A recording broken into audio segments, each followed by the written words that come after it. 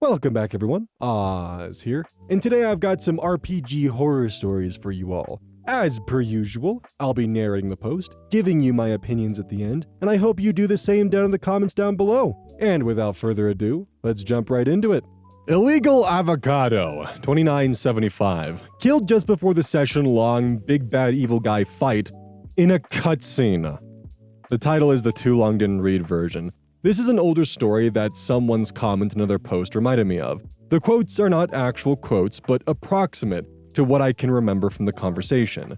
Back around the early 2000s, I was in a long-term campaign. We had just gotten to the big bad evil guy fight, and the DM straight out killed my character in a cutscene. No saving throws, no chances to defend myself, just dead. I asked the DM why, and he said that it was supposed to inspire the rest of the party to fight harder. Now what? And he replied that I was just going to have to wait. Wait for what, I asked? Can I pull out one of my spare characters? He said that I couldn't since it would be too contrived to drop in a character in the middle of the boss battle. So what am I supposed to do now? I asked. And he replied, you're just gonna have to wait until the battle's over. So, just before we get into combat with the boss, you kill me, and I'm supposed to do what? Sit back and shut up and watch the battle? The DM nods. I start packing my stuff and get ready to leave. DM is not happy with this decision. We go back and forth for a bit, and eventually, and grudgingly, tells me that there's a scroll of resurrection in the treasure for after the fight. I said, why bother? This is the end of the campaign. You said it yourself that once this guy's dead, you're stepping down, and Jeff, one of the other players, was going to start his campaign, so bringing me back after it's all over does nothing. I left at that point. I didn't play again until several months later when there was a looking for player notice at the game store.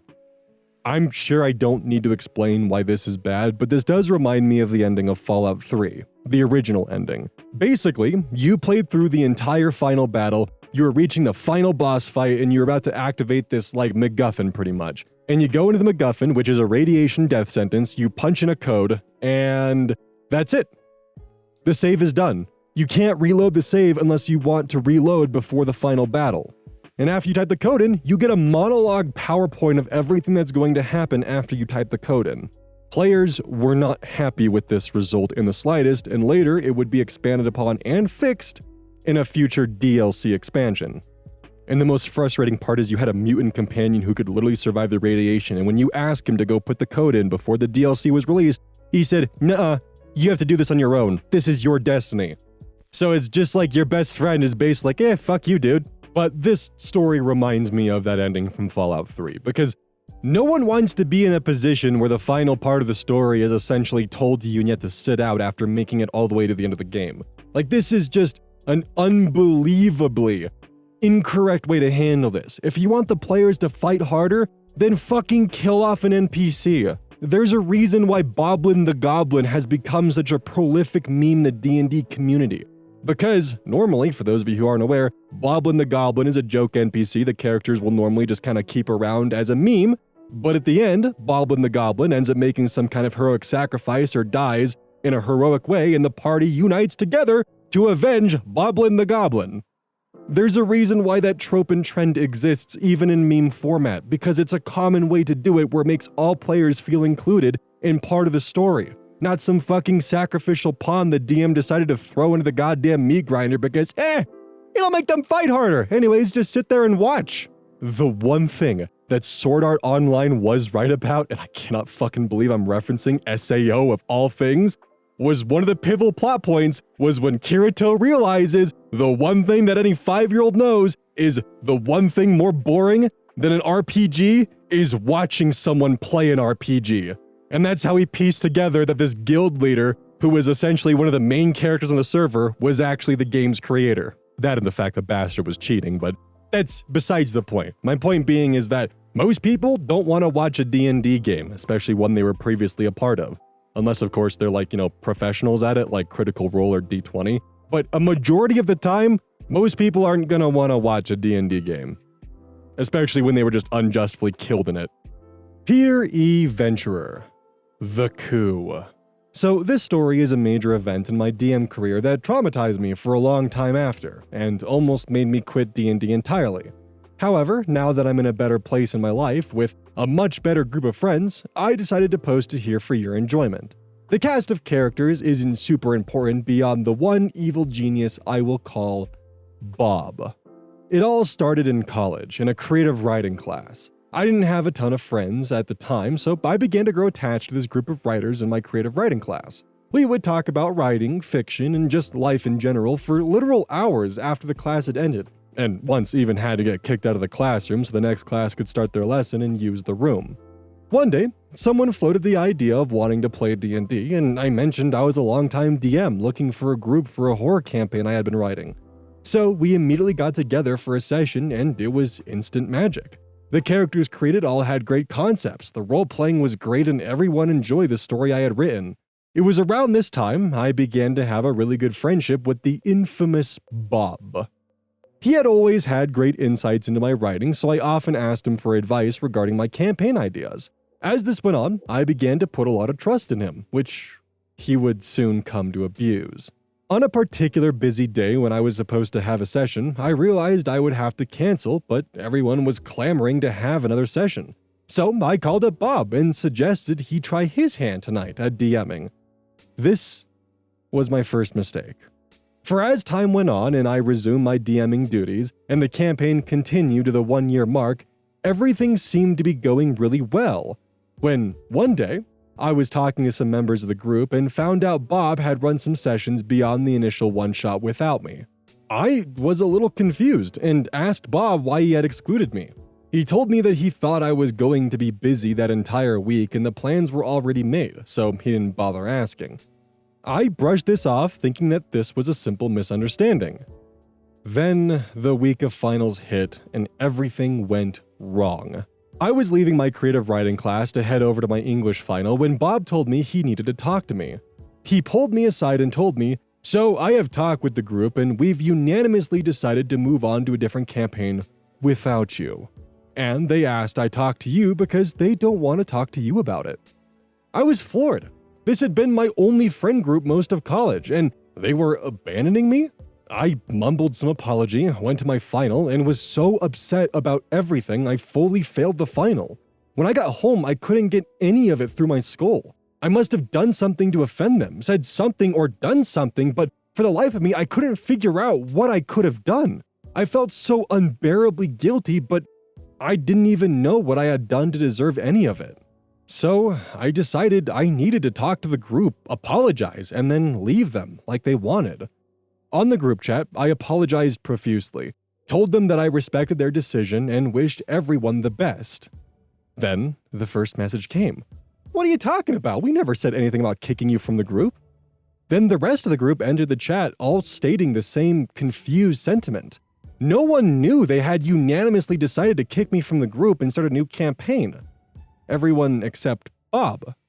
Absolutely furious, I tried to confront him online, but he denied any involvement, saying he must have been confused or that maybe the other players were intimidated by me.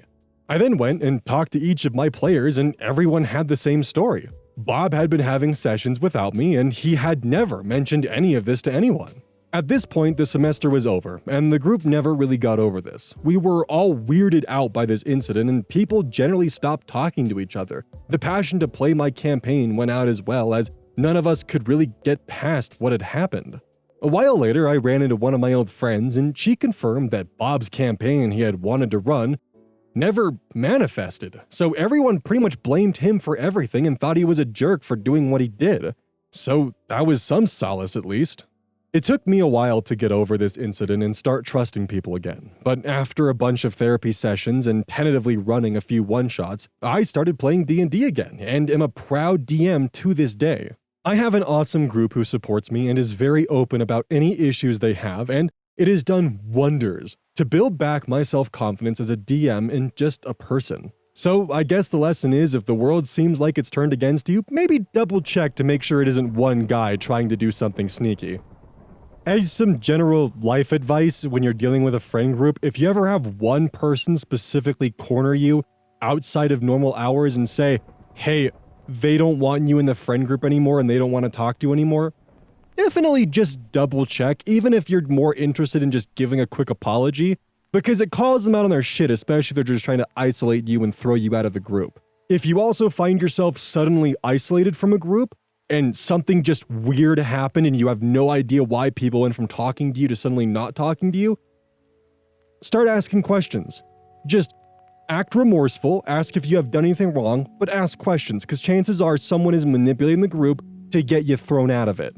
Chances are they're telling you one thing while telling the group, hey, this person doesn't want anything to do with us anymore, they just walked away for some reason, and framing you as the villain.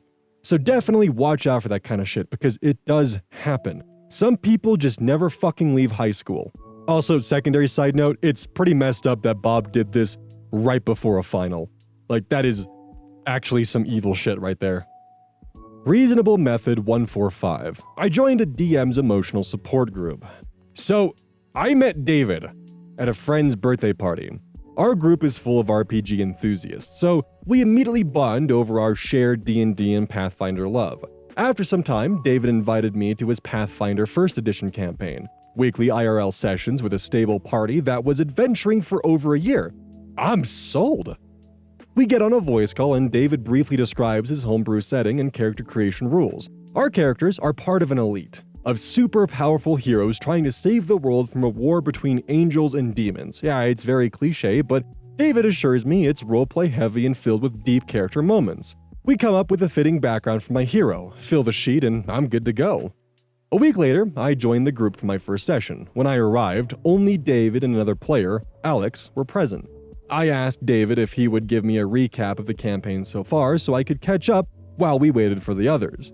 David seemed reluctant at first, which was weird, but then asked Alex to get me up to speed.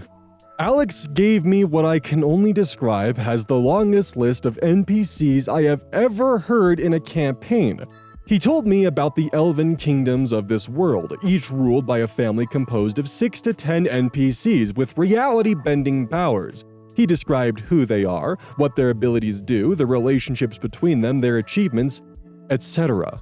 Sometimes David intervened to remind Alex that there's also this other guy, who is extremely relevant to the lore and can manipulate time or something. About 15 minutes in, I had jotted down more than 30 NPCs and we still hadn't got to the player character story. Meanwhile, everyone has arrived and I asked Alex to wrap up the lore and get to the campaign plot before the session begins. Alex looks at me confused.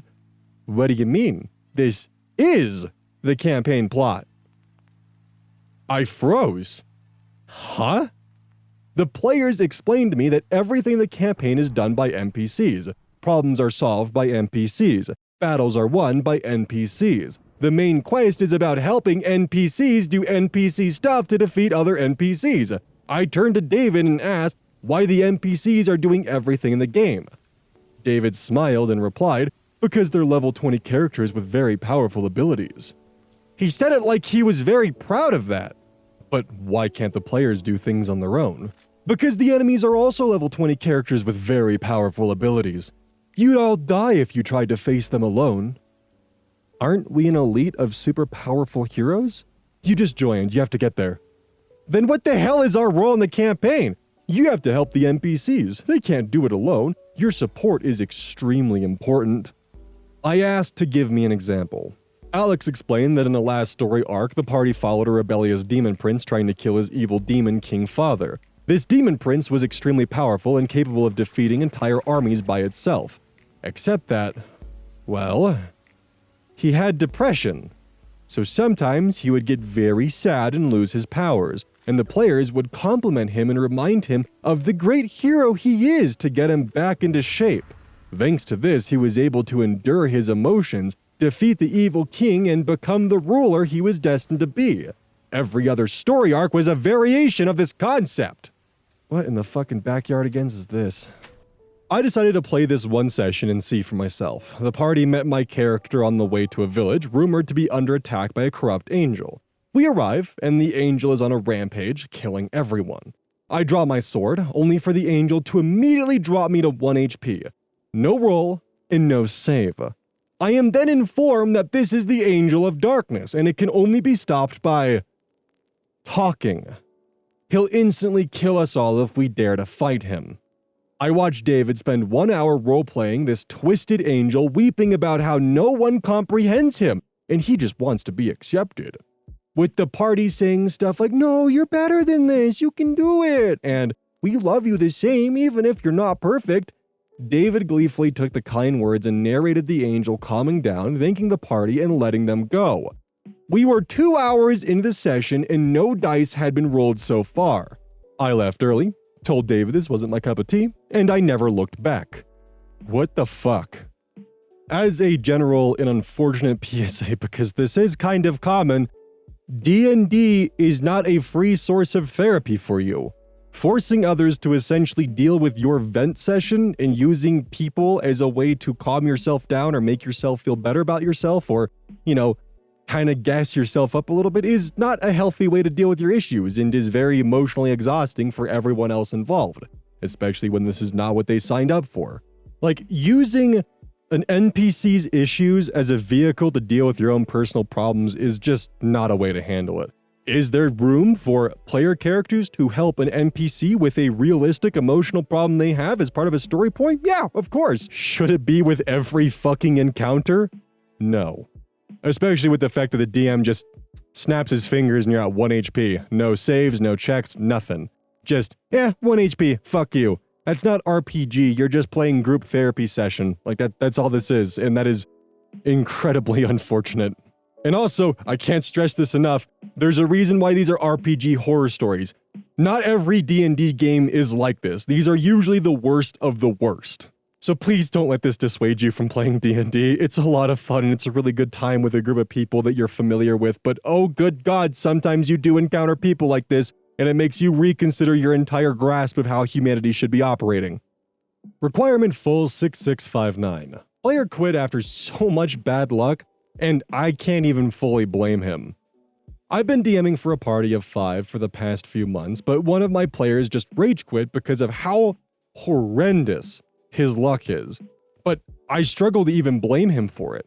His character was a bold and daring swashbuckler, an experienced mercenary who's too sympathetic to actually make money. If you come to him with a problem he charges, you create a sob story and he'll relent and do it for free or heavily reduced. But regardless, he's a lovable and adventurous character, outspoken, brave, confident, and best of all, he can back up his trash talk. Or, well, he should be able to. The problem is he can't roll for shit. D&D Beyond, various dice of various materials, other party members die, nothing works. The second his hands let go of die, they're bound to roll badly, and I feel like I've done everything in my power to help him because I know how it feels to have atrocious luck. I've tracked an old campaign and rolled an average of a 6.8 over 48 sessions. It's why I became a DM, because at least I could fudge the occasional roll to keep a story beat intense when my atrocious luck wants to ruin everything. He's taken the lucky feat, but that only works 3 times, and I can't keep spamming long rests because we have 2 casters who'd make our marshals damn near irrelevant otherwise. Even with the lucky feat, his bad luck kicks in. Oh, you rolled a nat 1? Lucky. Oh cool, it's a 3. Still fails, and unfortunately, he has to roll more than 3 times a long rest. I've tried to be pretty liberal with inspiration and even suggesting a side plot about confronting a cursed artifact he unknowingly picked up on a job, but he felt like it'd be too scummy if he got a whole new power set just because he couldn't play the game properly, and didn't want to derail the main plot and be the main character. The party didn't mind the idea either, but I think at the point of me offering, he'd already given up. I made points to frequently stress the bad luck of the character too, because there's nothing I hate more than roll, okay, you miss. Because A, it's boring, and B, it makes your characters look like incompetent buffoons when they have a bad luck streak like this. When your experienced mercenary can't kill goblins, there's only so much missing you can take before your character just sounds like a liar who's never used a sword before. So, I stress the phenomenal good luck / skill of opponents. Slick stone makes you slip. Tree branches. The opponent literally tripped on a root, putting them in a prone position so his teammate can attack it with advantage. The attack hit, but glances off their armor. It got blocked by their shield or weapon. I've even just flat out let it hit, but the attack wasn't deep enough, so he rolls damage and it gets halved. Just anything to say he did something. Over 7 sessions, his motivation has just been dying and dying and dying though, and it caused his character to become more and more reclusive too. He couldn't be cocky, he couldn't talk shit, he couldn't be bold or daring because it all blew up in his face. I thought maybe he was trying to build this up as a character arc, but with no inkling of an idea from him on session 7. During a ball where the party were infiltrating to gain information, I finally just outright said, "Why aren't you getting involved in the scene, player?" And he snapped and blew up at me. He said something like, "You want to know why? This is why. This is me attempting any of the skill checks I could have done in this party." Then he grabbed every d20 on the table and rolled them all simultaneously. He rolled a 1, a 1, a 2, a 4, a 6, and a 7. "Oh, I'm sorry. Lucky feet. Let me just re-roll 3 of them. Gotta be fair." So he grabbed a die and rolled an 11, a 9, and another 4. Great. My character goes to break into a room to sleep somewhere since he's fucking useless now. And then he, the player, stormed out to my back garden. I decided to end the campaign after promptly setting up a cliffhanger. His closest friend and the one who invited him to D&D immediately went to go check on him, and when he came back a few minutes later, he just called me over. The players said they were done, thanked me for my time, but explained that if I can't fucking do anything without the god of this world bending over backwards to make what I do important, then I shouldn't be here. I explained that I'd be doing these things regardless, because I would. I found that the descriptive flavors of failure was entertaining and dynamic, and I got the players involved on the other end, taking glancing blows or rolling to see if they would trip or fall. I told him that the only thing I was bending over backwards for was the side story of the curse, and that there was legitimately a character arc to be had there. Yes, luck might not exist in this world, but magic and gods can mean it does in D&D. And I didn't mind having to create a good luck feature in the game just to counteract it. But again, he just refused. Said he didn't want to be babied from the main point of the game. I pointed out my games weren't just dice rolling simulators, but that the story mattered too. He pointed out that he needs to roll dice to persuade, then it may as well be combat because he can't win regardless. I didn't mention the, okay, make a persuasive argument IRL form of gameplay because I know he wouldn't enjoy that. He left shortly afterwards after thanking me for my time again, and now I just feel really bad for him. I know how it can feel to have luck absolutely decimate your character, and not to toot my own horn, but I think I handled it better than my DM did for me. But he was also stubborn, he didn't want to derail the plot, and he didn't want handouts because it made him feel like some special character who's protected by plot armor. He was a good, fun player at the start. He roleplayed and got involved, but I think the will of the dice have legitimately ruined what could have been an amazing player. And unfortunately, yeah, some people just have cosmically bad luck, and it is just unfortunate.